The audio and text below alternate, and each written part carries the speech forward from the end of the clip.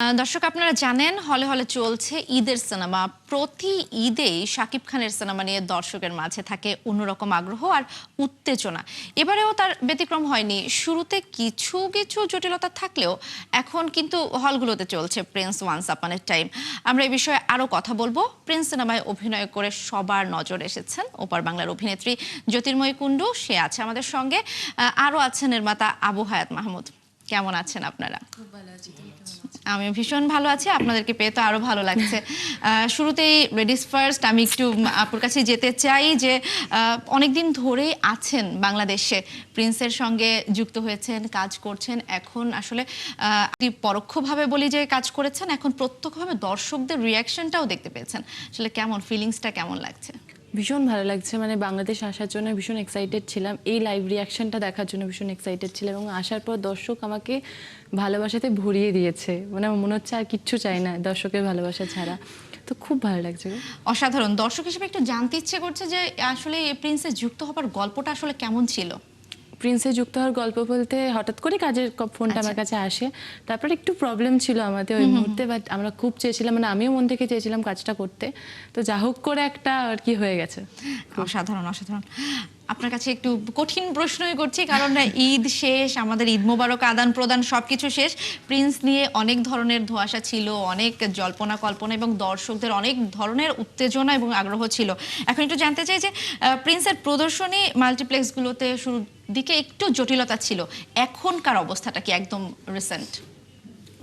জটিলতার বিষয়টা তো আমরা সবাই জানি যে আমরা অনেক ধরনের জটিলতার মধ্য দিয়ে গিয়েছি। তো ফাইনালি আসলে এই জটিলতাগুলো কেটে গেছে। এখন অনেকগুলো শোই চলছে প্রিন্সের, এবং সবচেয়ে আশার বিষয় হচ্ছে যেটা, যে প্রত্যেকটা শোই হাউসফুল যাচ্ছে, এবং দর্শকের রিয়েকশন যেটা সবচেয়ে ইম্পর্টেন্ট, হল থেকে বের হয়ে দর্শক খুব ভালো রিয়েকশন দিচ্ছে, এবং আমরা হলগুলোতে যাচ্ছি, হাউসফুল হল শো থাকছে, এবং দর্শক খুবই কি বলবো যে ভালোভাবে রিসিভ করছে। সো এটা সবচেয়ে ভালো দিক যে দর্শক বের হয়ে পজিটিভ রিভিউ দিচ্ছে, এবং যেই জটিলতার কারণে কয়েকদিন সিনেমাটা দেখতে পারেনি, সো মানুষ আশাহত হয়নি, মানুষ এখন এসে এই সিনেমাটা দেখছে।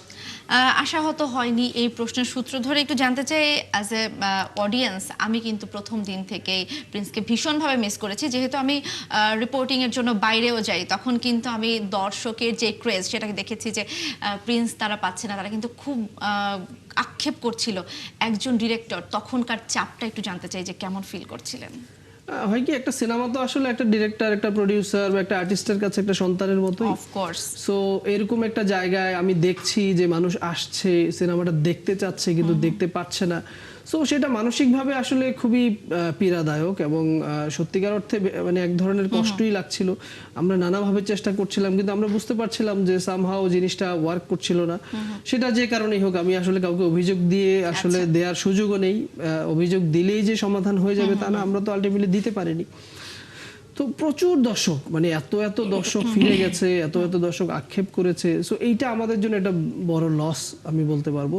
সো তারপরও যাক, আমরা এখন আশাবাদী এই কারণে যে এখন দর্শক আসছে, এখন দর্শক সিনেমাটা দেখছে, এবং সবচেয়ে বড় কথা হচ্ছে সোশ্যাল মিডিয়াতে যেই আওয়াজগুলো ছড়ানো হয়েছিল বিভিন্ন মাধ্যম থেকে, সেগুলো যে পেইড ছিল সেগুলো এখন বোঝা যাচ্ছে, বিকজ দর্শক হল থেকে বের হয়ে খুশি মনে বের হচ্ছে। আমরা এই বিষয়ে আরেকটু কথা বলবো, কারণ দর্শক না এই বিষয়গুলো জানতে চায়। তার আগে একটু জ্যোতির্ময়ী কুণ্ডুর কাছে আসতে চাই যে আপনি কিন্তু ভীষণভাবে লাকি। কি বলবো, এখানকার যেই অভিনেত্রী আছেন তাদের কাছেও তাদেরও সেম অভিমত হবে, এবং ওপার বাংলায়ও। তো প্রথম যেই বাংলাদেশে যে প্রথম সিনেমা করলেন, সেখানেই আপনার সঙ্গী হিসেবে পেয়েছেন শাকিব খানকে, সুপারস্টার শাকিব খান। তো আসলে কেমন ভেতরের অভিজ্ঞতাটা একটু জানতে চাই। ভীষণ ভালো অভিজ্ঞতা। যখনই আমি কাজটার কথা শুনেছিলাম, তখনই আমার মনে হয়েছিল যে এই তো আমি আবার একটা নতুনভাবে কিছু শিখতে পারবো। মানে প্রত্যেকটা কাজই আমার কাছে শেখার, মানে আমার কাছে কেন আমার মনে হয় প্রত্যেকের কাছেই প্রত্যেকটা কাজ আমাদের কিছু না কিছু শিক্ষা দেয় জীবনে। তো আর সেখানে তো আমি জাস্ট শুরু করেছি, তারপরে সেকেন্ড সিনেমায় শাকিব খান, এবং বাংলাদেশে আমার প্রথম সিনেমা তার হাত ধরে।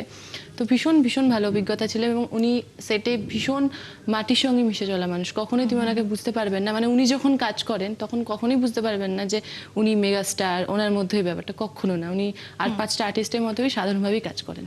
আচ্ছা, আবু হায়াত মাহমুদ, আপনার কাছে একটু জানতে চাই, এই বিষয়ে আপনি বলছিলেন, তারপরও এই যে প্রথম 3 দিন সিনেপ্লেক্সে প্রদর্শনী হয়নি এবং পরে আবার ডিসিপি নিয়ে সমস্যা হলো, টিকিটের টাকাও ফেরত দিলেন, এই পুরো প্রসিডিওর ওই সময়কার কথাগুলো জানতে চাই। মানে আমি জানি না এটা আসলে আমাদের সাথেই ঘটেছে, কারোর সাথে ঘটেনি। সো আমরা আসলে এই জন্য একটু আপসেট ছিলাম, এটা আমাদের সাথেই কেন ঘটছে। সো আমরা ডিসিপি জটিলতা হওয়ার পর আমরা পরবর্তী চেঞ্জ করে দেই, সেই ডিসিপিটা ওনাদের ওয়ার্ক করেনি, তারপরে আবার চেঞ্জ করে দেই, তারপরে বললো যে ঠিক আছে আমরা আপাতত চালাই। তো দেখলাম যে একটা জায়গায় প্রবলেম, বলছে যে এই জায়গাটায় প্রবলেম আছে, ওকে ঠিক আছে, আবার আমরা চেঞ্জ করে দেই এবং ওনাদের টিম সহ বসে আমরা এটা প্রিভিউ করি। হ্যাঁ, রাতের বেলা প্রিভিউ করে আসলাম, সকালবেলা এসে বলছে যে না আরো কিছু সমস্যা আছে। হ্যাঁ, তো তারপরে ওই দিন শো রেখেছে, ওই দিন দেখলাম যে যেই প্রিভিউগুলো আমরা করে আসলাম, যে জায়গাগুলো কোনো সমস্যা নেই, সেই জায়গাগুলোতেই সমস্যা হচ্ছে। সো পরে আমি সরাসরি জিজ্ঞেস করলাম যে ঠিক আছে ভাই, আমাদের তো যাই হয়েছে ঠিক আছে, আমরা কাউকে ব্লেম করছি না, কিন্তু এই জায়গাটাতে তো আমরা কালকেই দেখলাম রাতে যে প্রবলেম নেই, কিন্তু এইটা কেন চলছে।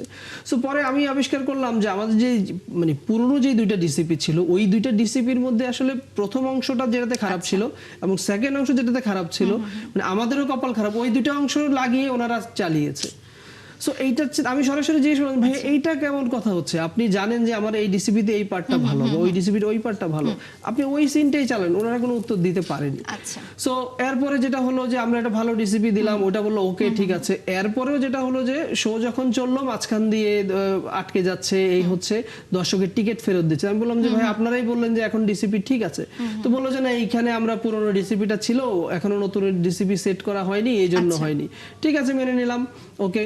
তারপরে আরেকটা শোতে আমাদের এই ধানমন্ডির যে সিনেপ্লেক্স, ওখানে কি হলো যে এসি নষ্ট, দর্শককে বলছে আপনার টাকা ফেরত নিয়ে নিতে পারেন অথবা আপনার এসি ছাড়া দেখতে পারেন। ঠিক আছে, আমরা দর্শক বলছে, কিছু দর্শক দেখেছে, কিছু টাকা ফেরত নিয়েছে।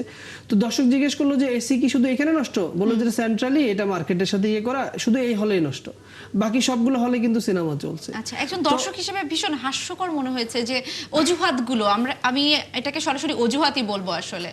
তো সেটা আমি এখন আসলে কাকে দোষ দেবো, আমি নিজের ভাগ্যকে ছাড়া আসলে কি করবো, আমি ওনাদের সাথে তো আমাদের কোনো ইয়ে নেই, আমি কেন বলবো যে ওনারা এটা ইচ্ছা করে করছে। আমি ডেফিনেটলি এটা, আমরা একজন শিল্পী হিসাবে এটা আমরা বলতে পারি না যে আরেকজনের উপর ব্লেম দিয়ে আমি নিজেকে দায় মুক্ত হলাম, সেটা বলার সুযোগ নেই।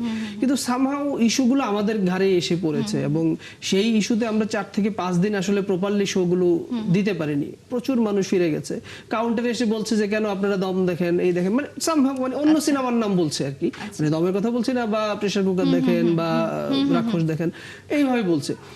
তো ঠিক আছে, আমার কথা হচ্ছে যে মানে এইটার সাফারিং এ আসলে একটা প্রোডাকশন হাউস, একটা প্রোডিউসার, সবাই সাফার করে। সো আমাকে তো আগে দর্শককে সিনেমাটা দেখতে দিতে হবে, তারপরে দর্শকের রিঅ্যাকশনটা আমরা ভালো মন্দ যেটাই পাই সেটা তো পরের বিষয়। তো সেদিক থেকে অবশ্যই এটা ক্ষতিগ্রস্ত হওয়া এবং সব দিক দিয়ে ক্ষতিগ্রস্ত হওয়া, কিন্তু আশার দিক হচ্ছে যে এখন সবকিছু কাটিয়ে এখন পুরোদমে চলছে, 20টার উপরে শো হচ্ছে এবং হাউসফুল যাচ্ছে ম্যাক্সিমাম শোই। সো এটা হচ্ছে পজিটিভ দিক। আসলে এই বিষয়গুলো জানতে পেরে ভীষণই কি বলবো অন্যরকম মনে হচ্ছে, কারণ এই কথাগুলো না আজকে জানা ভীষণ দরকার ছিল।